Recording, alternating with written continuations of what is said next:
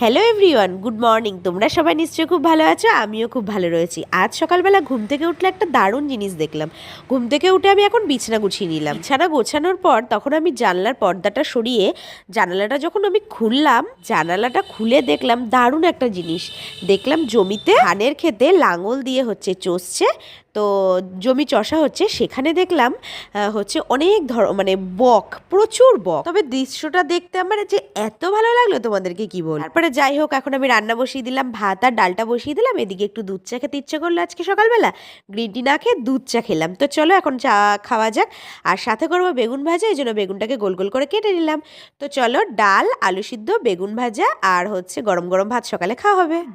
বাবাইকে এখন ওর পাপাই দিয়ে আসতে, যে আজ আমি দিয়ে আসতে যাবো ঠিক অনেক দিন পর, কারণ আজকে বাবার স্কুল তাড়াতাড়ি ছুটি হবে। এই রকম ভিডিও দেখতে হলে চ্যানেলটিকে সাবস্ক্রাইব করে নেবে। আবার দেখা হবে নিউ ব্লগে। টাটা।